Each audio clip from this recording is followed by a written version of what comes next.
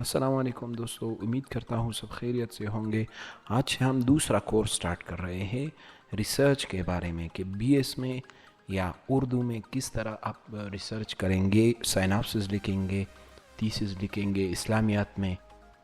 اس video میں ہم یہ باتیں ڈسکس کریں گے کہ سائناپسس کیا ہے، اس کی ضرورت کیا ہے، آپ نے سائناپسس کے لیے یا اپنے ریسرچ کے لیے ایک موضوع کا انتخاب کس طریقے سے کریں گے۔ پھر جب اب موضوع کا انتخاب کیا تو پھر اس کے سائناپسس کس طریقے سے لکھیں گے، اس کے اجزاء کتنے ہیں، ٹائٹل کس طریقے سے لکھیں گے، امپورٹنس اس ٹاپک کی کیا ہے وہ کیسے لکھیں گے، ایمز اینڈ آبجیکٹیوز کیسے لکھیں گے، لٹریچر ریویو کس طرح لکھیں گے، ریسرچ میتھڈالوجی، بیبلیوگرافی وغیرہ، یہ سب ہم اس ویڈیو میں سیکھیں گے۔ سب سے پہلے آتے ہیں کہ سائناپسس کیا ہے۔ اس کو اردو میں خاکہ تحقیق کہتے ہیں۔ جیسے کہ ایک شخص گھر بنانا چاہتا ہے اور گھر بنانے سے پہلے ایک انجینئر کو بلاتا ہے اور اس گھر کے لیے وہ ایک نقشہ کھینچتا ہے انجینئر، تو اسی طرح بالکل گھر بنانے سے پہلے جو نقشہ کھینچا جاتا ہے، اسی طرح ایک ریسرچ سے پہلے سائناپسس لکھی جاتی ہے، جس میں اس ریسرچ کے بارے میں کہ ریسرچ میں کیا کروں گا، اس میں کتنے چیپٹرز ہوں گے، کتنے ابواب ہوں گے، کتنے فصول ہوں گے، کتنے ہیڈنگز ہوگی، اس کے ٹائٹل کیسے ہوگی، اس کی مقاصد کیا ہے، اس میں کویسچن کیسے ہے، اس کی مصادر و مراجع کیسے ہے، بیبلیوگرافی کیسے ہے، تو یہ سارے باتیں اس میں کی جائے گی۔ اب ریسرچ ہم کیوں کرتے ہیں، ریسرچ کی ضرورت کیا ہے، اور خاص کر اسلامیات میں یا اردو میں ریسرچ ہم کیوں کرتے ہیں۔ مثلا اسلامیات میں ہم ریسرچ اس وجہ سے کرتے ہیں کہ اللہ تعالیٰ نے نبی کریم صلی اللہ علیہ وسلم کو اسلام دین عطا فرمایا، اور اس دین کو نبی کریم صلی اللہ علیہ وسلم نے صحابہ کرام اور پھر صحابہ کرام نے تابعین اور تابعین سے یہاں تک ہمیں یہ دین پہنچا ہے۔ پھر اس میں سے صحابہ کرام نے، اسی طرح مفسرین نے، تابعین وغیرہ، انہوں نے دین کو ایکسپلین کیا ہے مختلف زبانوں میں، مختلف طریقوں سے۔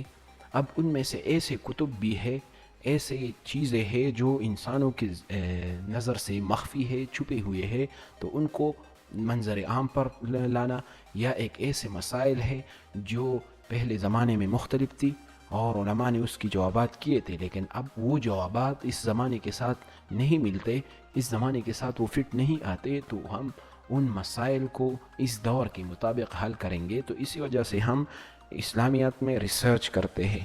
اب موضوع کا انتخاب کیسے کریں گے؟ موضوع کا انتخاب ایسے کریں گے کہ پہلے تو آپ نے لائبریری وزٹ کرنی ہے، لائبریری جانا ہے، لائبریری جا کر تھیسس کا جو سیکشن ہوتا ہے وہاں پر جا کر آپ نے مختلف لوگوں کے تھیسس دیکھنے ہیں، ان کی تھیسس کاپیز دیکھنی ہے، اور ریسرچ دیکھنی ہے کہ انہوں نے کون کون سے ٹاپک پر کام کیا ہے۔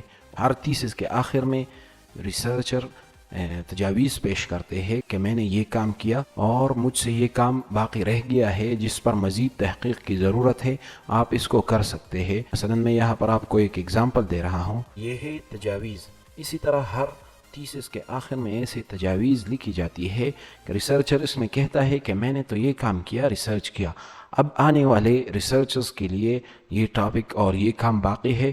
مثلا اصولی تفسیر پر کسی نے اصولی تفسیر پر یہ تھیسس لکھے منتخب کتابوں کا، انہوں نے تعارفی جائزہ پیش کیا، تو اب انہوں نے یہاں پر لکھا ہے کہ ان جو کتابیں منتخب کی گئی تھی ان کا اب تقابلی جائزہ پیش کرے۔ اسی طرح ان کتابوں کا مناہج اور رجحانات کے تحقیق پر کام کی جائے۔ اسی طرح ان کتابوں کے علاوہ مختلف اور کتابوں کا تعارفی تحلیلی جائزہ پیش کیا جائے۔ اسی طرح جو کتاب ملفوظات کی شکل میں ابھی وہ شائع نہیں ہوئے ہیں اس کو بھی منظر عام پر لا سکتے ہیں، اس پر بھی ریسرچ کی جاتی ہے۔ تو اسی طریقے سے ہم اپنے لیے ٹاپک اور موضوع منتخب کر سکتے ہیں ریسرچ کے لیے۔